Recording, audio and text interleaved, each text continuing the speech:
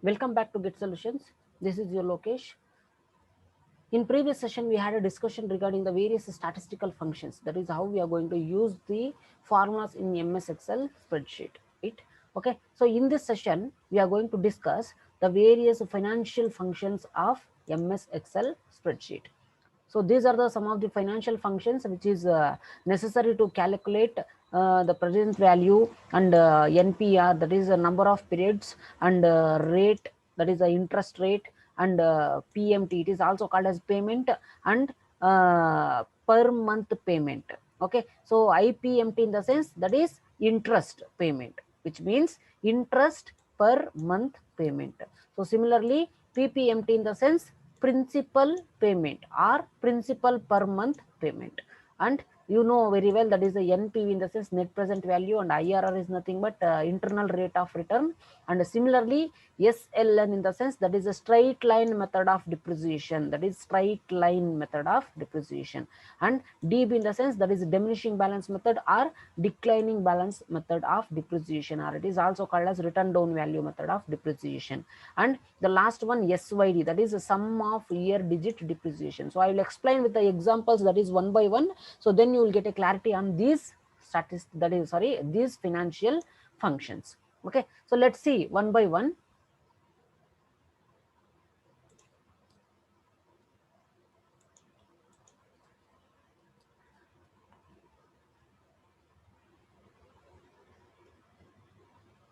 Okay,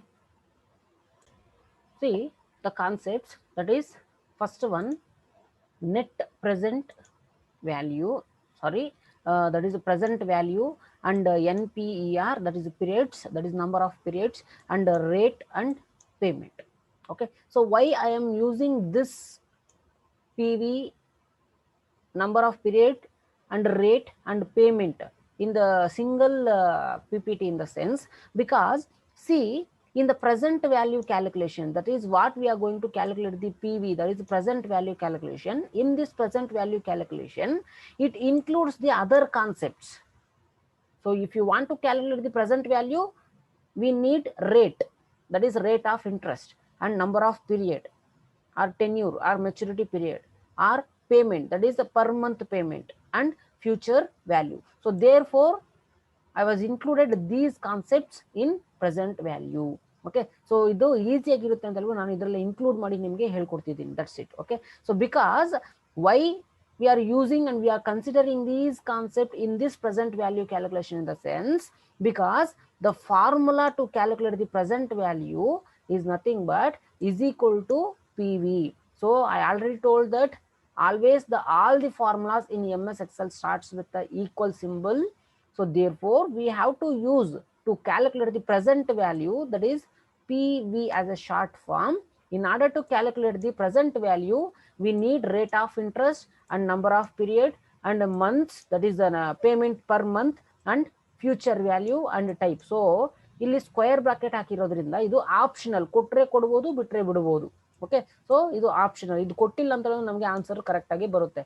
so I will show the examples, then you will get a clarity on these concepts. Okay, so ಈಗ present value calculation ಮಾಡ್ಬೇಕಂತಂದ್ರೆ ನಮಗೆ rate of interest ಬೇಕು, number of period ಬೇಕು, ಮತ್ತೆ month ಅಲ್ಲಿ ಅಂದ್ರೆ ಒಂದು ಮಂತ್ಗೆ ಎಷ್ಟು ಪೇಮೆಂಟ್ ಕೊಡ್ತಿದ್ದಾರೆ, that is including principal amount and interest payment include ಮಾಡಿ ಎಷ್ಟು ಮಂತ್ಗೆ ಪೇ ಮಾಡ್ತಿದ್ದಾರೆ ಅಂತ ನಮಗೆ ಗೊತ್ತಾದ್ರೆ ಈಸಿಯಾಗಿ ಪ್ರೆಸೆಂಟ್ ವ್ಯಾಲ್ಯೂನ ಕ್ಯಾಲ್ಕುಲೇಷನ್ ಮಾಡ್ಕೋಬಹುದು.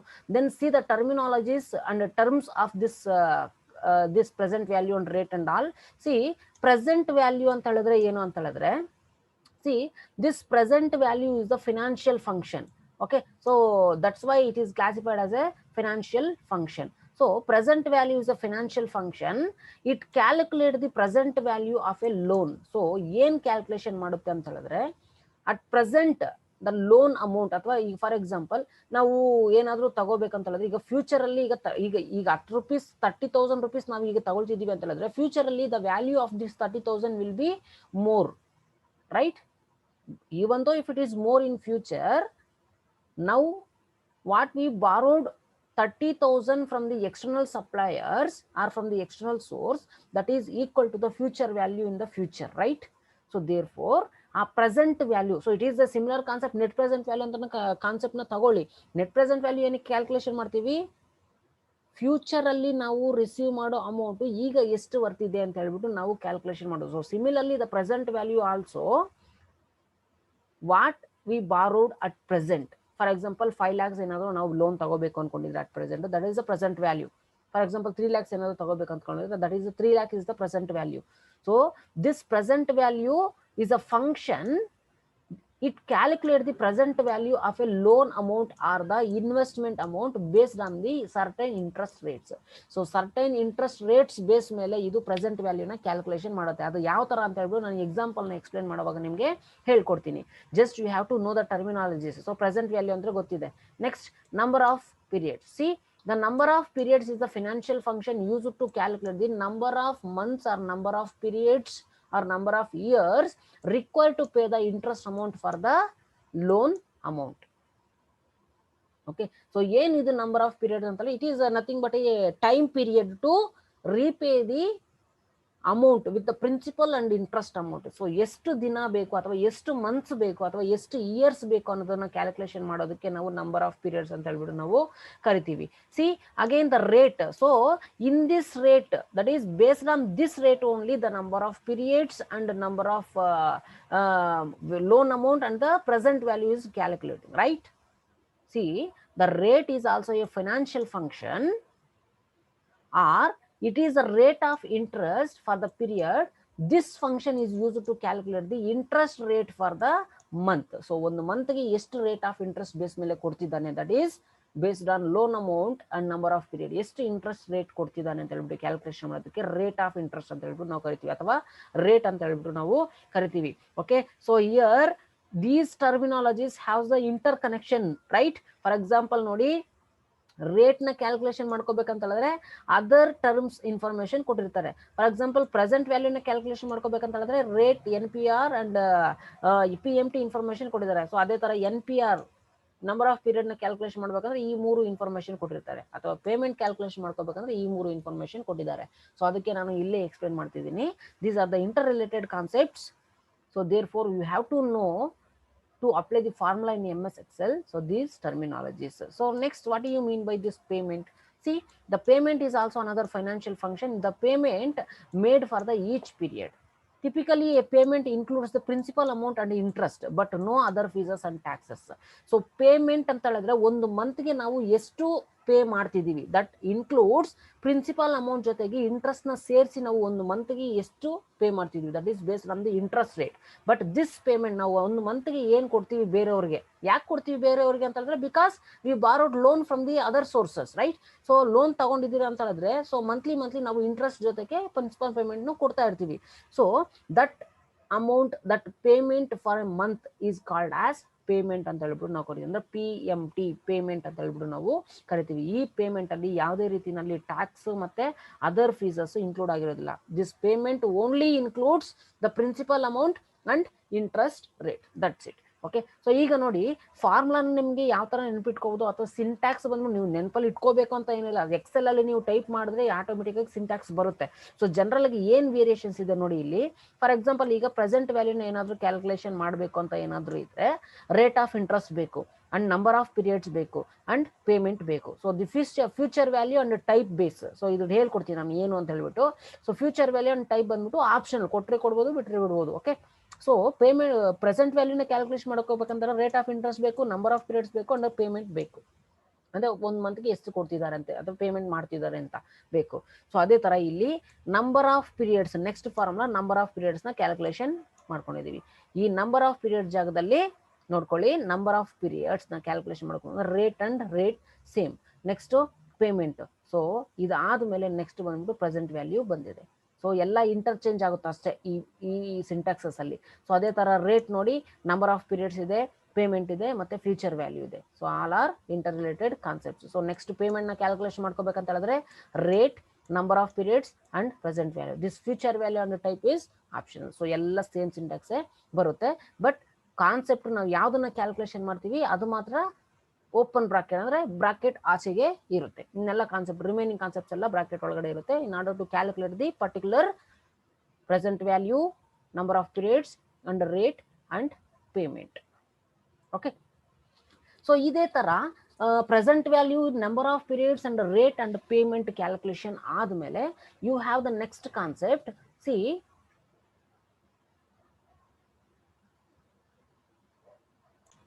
that is interest payment and principal payment and future value. So payment, PMT ಅಂತ ಹೇಳಿದ್ರೆ ಪೇಮೆಂಟ್ ಅಂತ ಕರಿಬಹುದು, ಅಥವಾ ಪರ್ ಮಂತ್ ಪೇಮೆಂಟ್ ಅಂತ ಹೇಳ್ಬಿಟ್ಟು ನಾವು ಕರಿಬಹುದು. ಒಂದು ಮಂತ್ಗೆ ಎಷ್ಟು ಪೇಮೆಂಟ್ ಮಾಡ್ತಾರೆ ಅಂತ ಹೇಳ್ಬಿಟ್ಟು. ಫಾರ್ ಎಕ್ಸಾಂಪಲ್, ಈಗ PMT ಅನ್ನೋದನ್ನ ನಾವು ಲಾಸ್ಟ್ ಸ್ಲೈಡ್ ಅಲ್ಲಿ ಡಿಸ್ಕಷನ್ ಮಾಡಿದ್ವಿ. So what is this payment ಅಂತ ಹೇಳಿದ್ರೆ, see, this payment includes the principal amount ಮತ್ತೆ ಇಂಟ್ರೆಸ್ಟ್ ಅಮೌಂಟ್ ಎರಡು ಇನ್ಕ್ಲೂಡ್ ಆಗಿರುತ್ತೆ, ರೈಟ್?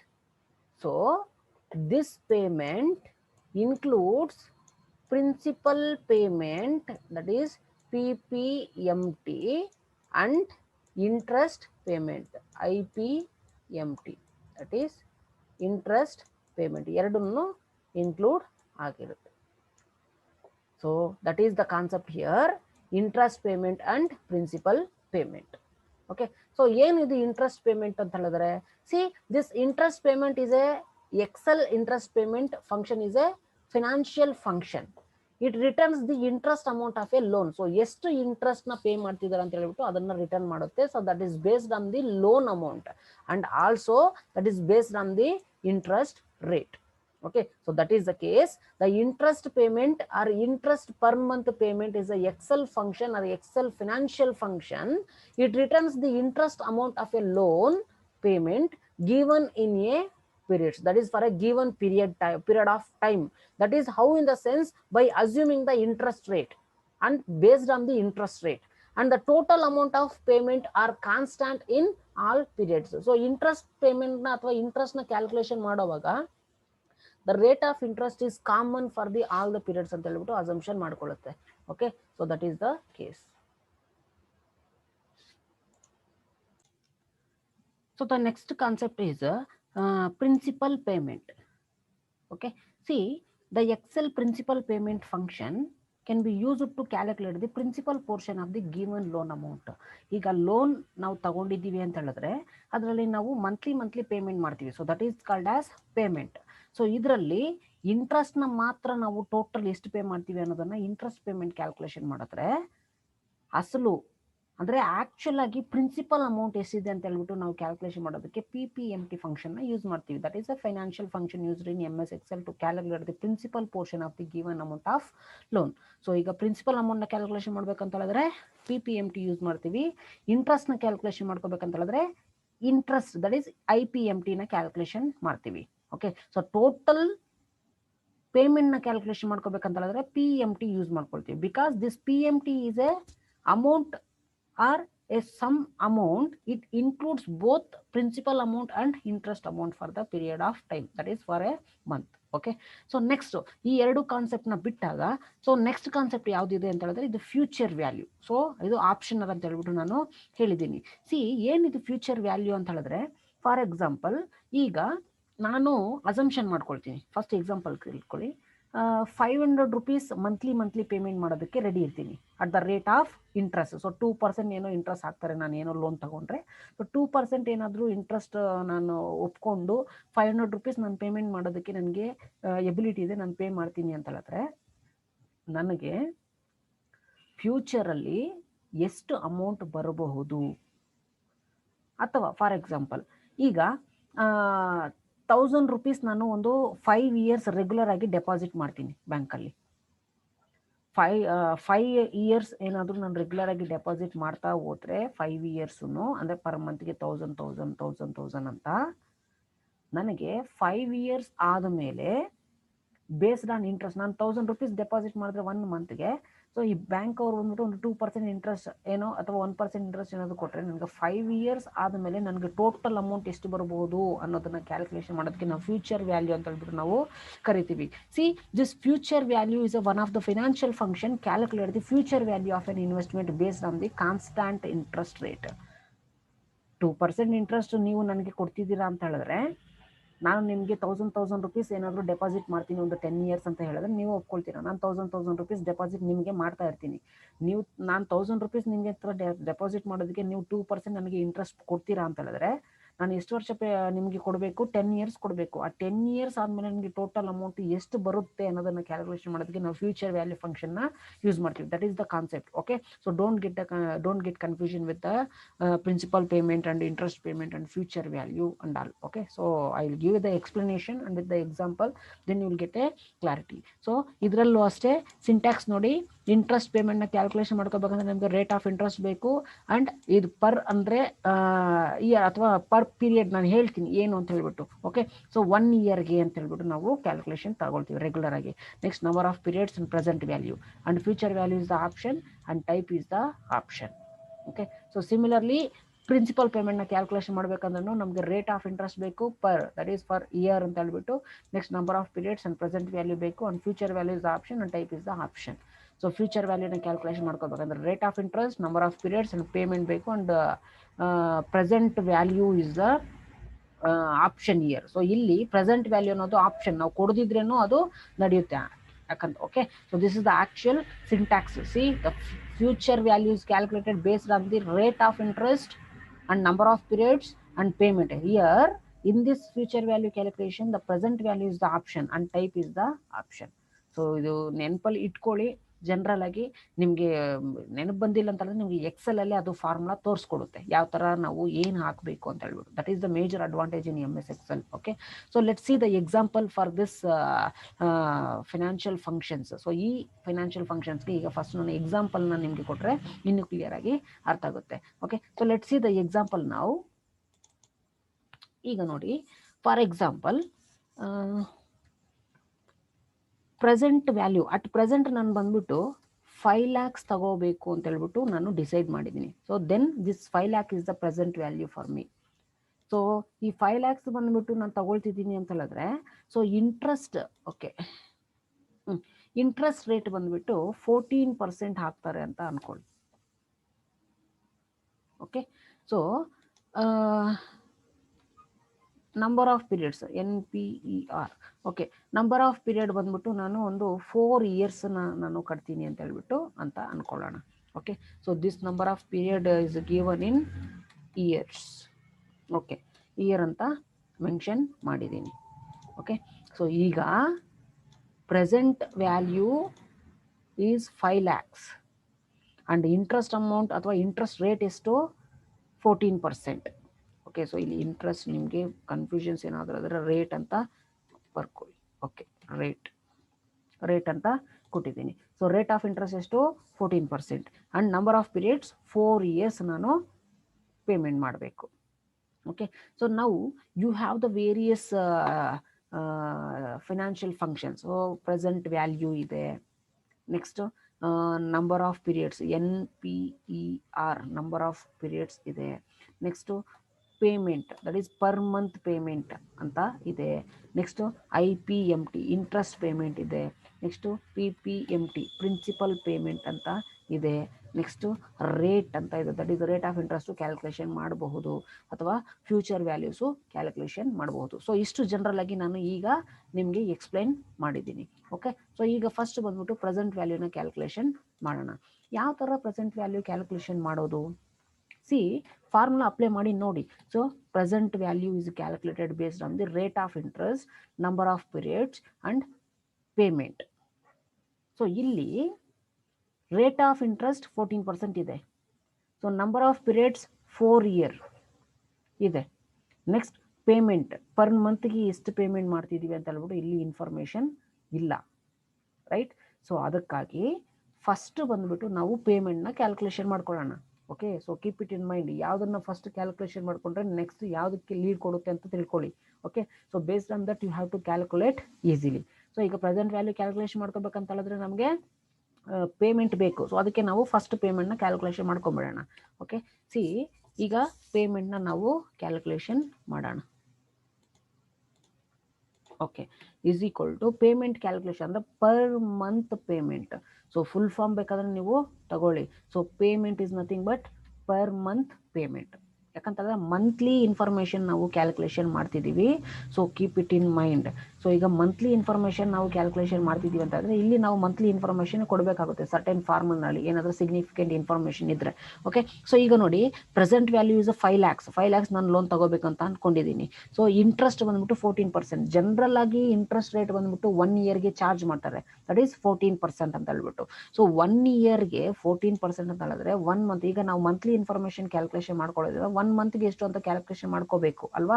ಸೊ ಇಲ್ಲಿ ಕ್ಯಾಲ್ಕುಲೇಷನ್ ಮಾಡ್ಕೊಂಡಿಲ್ಲ ಅಂದ್ರೆ ಇಲ್ಲಿ ಕ್ಯಾಲ್ಕುಲೇಷನ್ ಮಾಡ್ಕೊಳ್ಳೇಬೇಕು. ಸೊ ಇಲ್ಲಿಗೆ ನಿಮ್ಗೆ ಕೊಡೋದಕ್ಕೆ ಕನ್ಫ್ಯೂಷನ್ಸ್ ಅಥವಾ ಕಷ್ಟ ಏನಾದರೂ ಆದರೆ ಫಸ್ಟ್ ಕ್ಯಾಲ್ಕುಲೇಷನ್ ಮಾಡಿ ಇಟ್ಕೊಂಬಿಡಿ. Okay, so interest per month ಅಂತ ನೀವು ಟೈಪ್ ಮಾಡಿ ಇಟ್ಕೊಳ್ಳಿ. ಸೊ ಈಗ ಜನರಲ್ ಆಗಿ 1 yearಗೆ 14% ಅಂತ ಹೇಳಿದ್ರೆ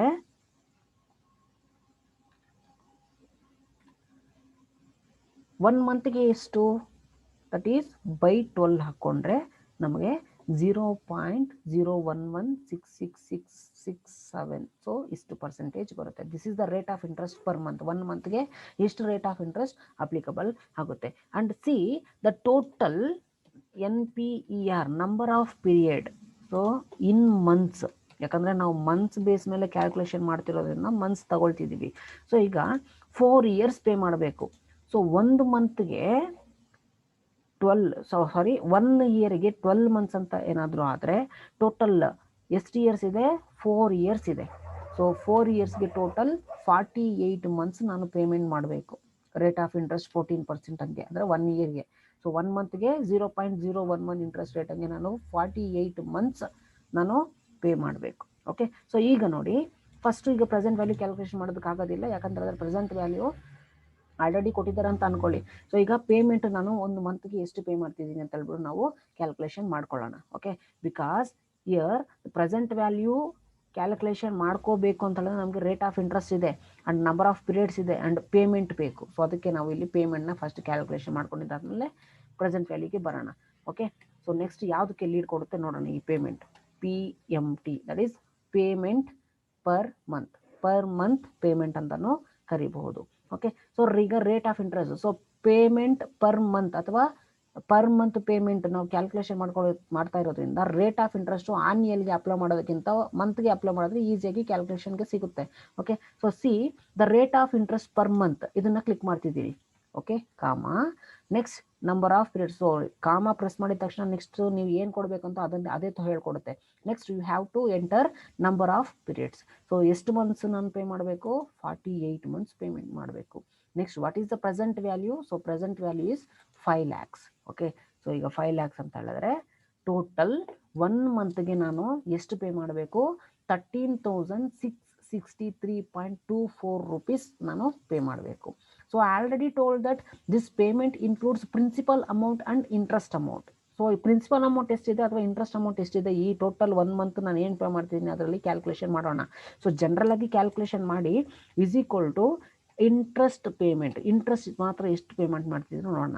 ಸೊ ಈಗ ಇಂಟ್ರೆಸ್ಟ್ನ ಕ್ಯಾಲ್ಕುಲೇಷನ್ ಮಾಡ್ಕೋಬೇಕಂತಂದರೆ ನಮಗೆ ಫಸ್ಟ್ ಏನು ಬೇಕು, rate of interest. Okay, so rate of ಇಂಟ್ರೆಸ್ಟ್ನ ಕ್ಲಿಕ್ ಮಾಡ್ತಿದ್ದೀನಿ. ಸೊ ಅದೇ ಥರ ಪರ್ ಅಂತ ಹೇಳಿದ್ರೆ ಸೊ 1.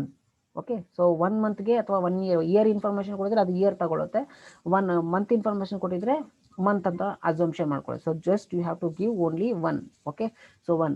ನೆಕ್ಸ್ಟ್ ಏನು, number of periods. So number of periods ಎಷ್ಟು, total 48 months. Next what is the present value.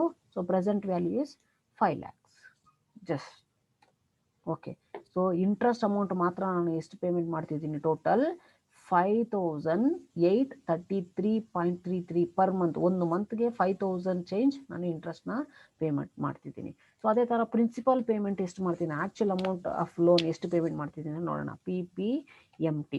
Okay, so PPMT calculation ಮಾಡೋಣ ಅಂತ ಹೇಳಿದ್ರೆ ಸೊ ಇಲ್ಲಿ ಏನು ಕೇಳ್ತಿದ್ದೆ, first rate of interest comma next per ಅಂತ ಹೇಳಿದ್ರೆ 1.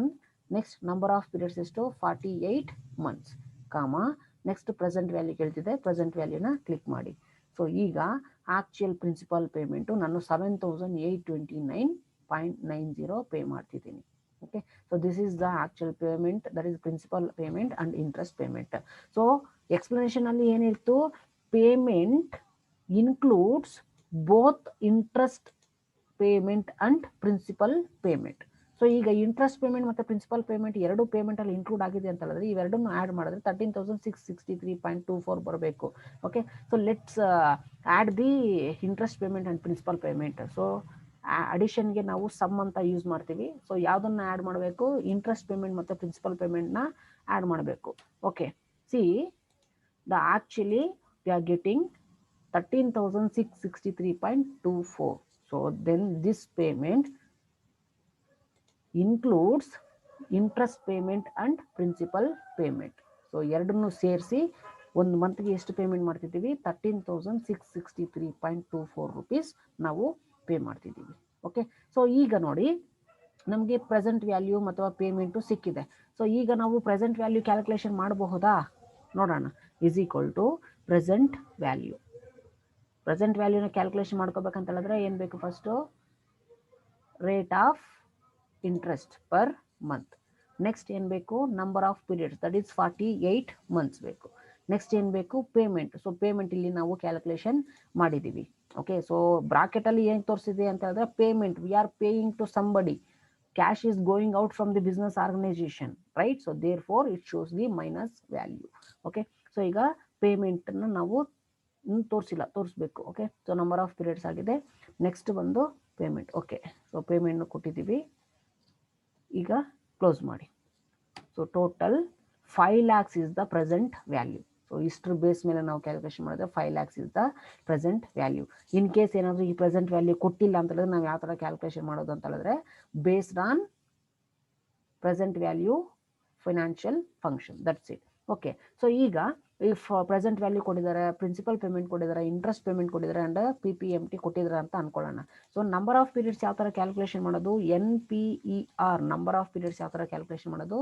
ರೇಟ್ ಆಫ್ ಇಂಟ್ರೆಸ್ಟ್ ಬೇಕು ಪರ್ ಮಂತ್ಗೆ. ಓಕೆ, ರೇಟ್ ಆಫ್ ಇಂಟ್ರೆಸ್ಟ್ ಕೊಟ್ಟಾಯಿತು. ನೆಕ್ಸ್ಟ್ ಪೇಮೆಂಟ್, ದಟ್ ಈಸ್ ಪೇಮೆಂಟ್ನ ಕೊಟ್ಟಾಯಿತು. ನೆಕ್ಸ್ಟ್ ಪ್ರೆಸೆಂಟ್ ವ್ಯಾಲ್ಯೂ ಇಲ್ಲೇ ಇದೆ, ಇದನ್ನೇ ಕ್ಲಿಕ್ ಮಾಡಿ. Okay, just close down. So total 48 months payment ಮಾಡಬೇಕು ಅಂತ ಹೇಳ್ಬಿಟ್ಟು ಇಲ್ಲಿ ನಂಬರ್ ಆಫ್ ಪೀರಿಯಡ್ಸ್ ಕ್ಯಾಲ್ಕುಲೇಷನಲ್ಲಿ ಬಂತು. ಓಕೆ, ಸೊ ನೆಕ್ಸ್ಟ್ ಈಗ ಎಲ್ಲ ಇನ್ಫಾರ್ಮೇಷನ್ ಕೊಟ್ಟಿದ್ದಾರೆ, ರೇಟ್ ಆಫ್ ಇಂಟ್ರೆಸ್ಟ್ನ ಕ್ಯಾಲ್ಕುಲೇಷನ್ ಮಾಡ್ಕೋಬೇಕು ಅಂತ ಅನ್ಕೊಳ್ಳಿ. So just we have to apply the rate financial function. So ಏನು ಬೇಕು? ನಂಬರ್ ಆಫ್ ಪೀರಿಯಡ್ಸ್ ಬೇಕು first. So number of periods, okay, ಇಲ್ಲೇ ಇದೆ ಅಲ್ವಾ? So 48 months. Next payment, so payment ಇಲ್ಲೇ ಇದೆ, ಜಸ್ಟ್ ಕ್ಲಿಕ್ ಮಾಡಿ. Next present value also 5 lakhs. So 5 lakhsನ ಕ್ಲಿಕ್ ಮಾಡಿದ್ದೀನಿ. So future value option. Okay, so ಈಗ ಎಂಟರ್ ಮಾಡಿ. ಟೋಟಲ್ 1% ಅಂತ ಬಂದಿದೆ. But actually what is the rate of interest? 14%. Okay, so ಇಲ್ಲಿ ಯಾಕೆ 1% ಬಂದಿದೆ ಅಂತ ಹೇಳಿದ್ರೆ ಇದು 1 ಮಂತ್ಗೆ ಜಸ್ಟ್. ಓಕೆ, ಸೊ ಇಲ್ಲಿ ಟೋಟಲ್ 14% ಯಾಕೆ ಅಂತ ಹೇಳಿದ್ರೆ ಟೋಟಲ್ 1 ಇಯರ್ಗೆ ಚಾರ್ಜ್ ಮಾಡ್ತಿದ್ದಾರೆ. ಓಕೆ, ಸೊ ಇಯರ್ ಸಿ ಈಗ 1% ಇಂಟು 12 ಅಂತ ಏನಾದರೂ ನಾವು ಮಾಡಿದ್ರೆ ಡೆಫಿನೆಟ್ ಆಗಿ ನಮಗೆ 0.14 ಅಂತ ಬಂದೇ ಬರುತ್ತೆ. Because we are calculated based on present value, number of periods, payment and interest payment and principal payment. So ಇದನ್ನು ಪರ್ಸೆಂಟೇಜಲ್ಲಿ ನಾವು ಏನಾದರೂ ತೋರಿಸಿದ್ರೆ ಡೆಫಿನೆಟ್ ಆಗಿ ಇದು ನಮಗೆ ಪರ್ಸೆಂಟೇಜಲ್ಲೇ ಕೊಡುತ್ತೆ, ಅಂದರೆ 14% ಅಂತ ಹೇಳ್ಬಿಟ್ಟು ತೋರಿಸುತ್ತೆ. Don't get confusion with this 1%. Okay, so 1% into 12 ಮಾಡಿದ್ರೆ ನಮಗೆ 12% ಬರುತ್ತಲ್ವಾ ಅಂತ ಅನ್ಕೋಬೇಡಿ. Because we are calculated this 1% based on the principal interest and principal payment and monthly payment and based on the number of periods and present value. So ಇದನ್ನೆಲ್ಲ apply ಆದಾಗ ಅದು interest rate ಬಂದ್ಬಿಟ್ಟು 14% ಬರುತ್ತೆ. ಇಲ್ಲ ಅಂತಂದರೆ ನೀವು ಫಾರ್ಮುಲಾನಲ್ಲೇ ನೀವು ಇಲ್ಲಿ ಡೈರೆಕ್ಟಾಗಿ ಇಂಟು 12 ಅಂತ ಹಾಕ್ಕೋಬೋದು. ಸೊ ಆಗ ನಿಮಗೆ 14% ಅಂತಾನೆ ಬರುತ್ತೆ. ನಿಮಗೆ ಯಾವ ಥರ ಕನ್ವೀನಿಯಂಟ್ ಇರುತ್ತೋ ಆ ಥರ ಮಾಡ್ಕೊಳ್ಳಿ. ಸೊ ಯಾಕೆ ನಾವು ಇಲ್ಲಿ ಇಂಟು 12 ಅಂತ ಹಾಕ್ಕೊಳ್ತೀವಿ ಅಂತ ಹೇಳಿದ್ರೆ see the rate of interest. So ಇನ್ನೊಂದ್ಸರಿ ಹೇಳ್ತೀನಿ ನೋಡಿ, is equal to the rate of interest calculation ಮಾಡಬೇಕು ಅಂತ ಹೇಳಿದ್ರೆ ಈಗ ನಂಬರ್ ಆಫ್ ಪೀರಿಯಡ್ಸ್ ಇದೆಲ್ವಾ. ಸೊ ಟೋಟಲ್ ಇಲ್ಲಿ 48 ಮಂತ್ಸ್ ಅಂತ ತಗೊಳ್ತೀವಿ number of periods total. Next payment, ಇದು monthly information, right. Next present value, ಇದು ಟೋಟಲ್ ಆಗಿ ನಾವು ತಗೊಳ್ತಿದ್ದೀವಿ. ಸೊ ಇದೆಲ್ಲ ಮಂತ್ಲಿ ಇನ್ಫಾರ್ಮೇಷನ್ ಆದಮೇಲೆ ನಾವು 1 ಇಯರ್ಗೆ calculation, because the rate is applicable only for the 1 year. ನಾವು ಕ್ಯಾಲ್ಕುಲೇಷನ್ ಪರ್ಪಸ್ಗೋಸ್ಕರ ಮಂತ್ಲಿ ಇಂಟ್ರೆಸ್ಟ್ ಅಥವಾ ಮಂತ್ಲಿ ರೇಟ್ ಆಫ್ ಇಂಟ್ರೆಸ್ಟ್ನ ನಾವು ತಗೊಳ್ತಿದ್ದೀವಿ. ಸೊ ಈಗ 1 ಇಯರ್ಗೆ ನಮಗೆ ಚಾರ್ಜಸ್ ಬೇಕು ಅಂತ ಹೇಳಿದ್ರೆ ಇಂಟು 12 ಮಾಡ್ಕೋಬೇಕು, then you will get 14%. That's it. Okay, so ಇದು ರೇಟ್ ಆಫ್ ಇಂಟ್ರೆಸ್ಟ್ ಕ್ಯಾಲ್ಕುಲೇಷನ್ ಮಾಡೋ ವೇ. ನೆಕ್ಸ್ಟ್ ಫ್ಯೂಚರ್ ವ್ಯಾಲ್ಯೂ ಅಂತ ಕ್ಯಾಲ್ಕುಲೇಷನ್ ಮಾಡೋಣ. ಈಗ ಟೋಟಲ್ ಪ್ರೆಸೆಂಟ್ ವ್ಯಾಲ್ಯೂ 5 lakhs ನಾನು ಅಟ್ ಪ್ರೆಸೆಂಟ್ ಈಗ ತಗೊಳ್ತಿದ್ದೀನಿ ಅಂತ ಹೇಳಿದ್ರೆ, ಫ್ಯೂಚರಲ್ಲಿ 48 months ಆದಮೇಲೆ ಆ 5 lakhs ಬಂದ್ಬಿಟ್ಟು ಎಷ್ಟಿಗೆ ಈಕ್ವಲ್, ಫ್ಯೂಚರಲ್ಲಿ ಅದ್ರ ವ್ಯಾಲ್ಯೂ ಎಷ್ಟಿರಬಹುದು ಅಂದರೆ ಫ್ಯೂಚರಲ್ಲಿ ಈ 5 lakhs ಬಂದ್ಬಿಟ್ಟು ಎಷ್ಟಿಗೆ ಈಕ್ವಲ್ ಅಂತ ಹೇಳಿದ್ರೆ ಅದನ್ನು ಕ್ಯಾಲ್ಕುಲೇಷನ್ ಮಾಡೋದಕ್ಕೆ ನಾವು ಫ್ಯೂಚರ್ ವ್ಯಾಲ್ಯೂ ಫಂಕ್ಷನ್ನ ಯೂಸ್ ಮಾಡ್ತೀವಿ. That is FV, future value. ಯಾವ್ದ್ರ ಬೇಸ್ ಮೇಲೆ ಕ್ಯಾಲ್ಕುಲೇಷನ್ ಮಾಡ್ತೀವಿ? Rate of interest. So rate of interest ಕೊಟ್ಟಾಯಿತು. Next number of periods 48 months and payment. So payment ಬಂದ್ಬಿಟ್ಟು ಕೊಟ್ಟಾಯಿತು. ಓಕೆ, ಸೊ ಫ್ಯೂಚರಲ್ಲಿ 8,72,503.46 ಅನ್ನೋದು future value. This is the actual future. ಅಂದರೆ 5 lakhs is equal to 8,72,503.46 after 48 months ಅಂತ ಹೇಳ್ಬಿಟ್ಟು ನಾವು ಕರಿತೀವಿ. Okay, so this is the actual future value. So ಇದು ಬಂದ್ಬಿಟ್ಟು ನಾವು ಕ್ಯಾಲ್ಕುಲೇಷನ್ ಮಾಡೋ ವಿಧಾನ. ಸೊ ಜಸ್ಟ್ ಬಂದ್ಬಿಟ್ಟು ಇದನ್ನ ಕಾನ್ಸೆಪ್ಟ್ನ ಎಕ್ಸ್ಪ್ಲೇನ್ ಮಾಡೋದಕ್ಕೆ ಹೇಳ್ತಾರೆ, ಇದರಲ್ಲಿ ನಿಮಗೆ ಪ್ರಾಬ್ಲಮ್ಸ್ ಇರೋದಿಲ್ಲ.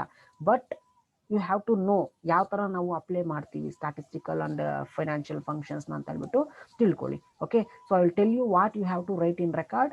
Until don't write this in your record. If you want, you have to write in regular notes. Okay, if you have any queries in this statistical and various financial functions, so you can put your queries in your WhatsApp group. Definitely I'm going to clarify all your queries. Okay, so thanks for watching.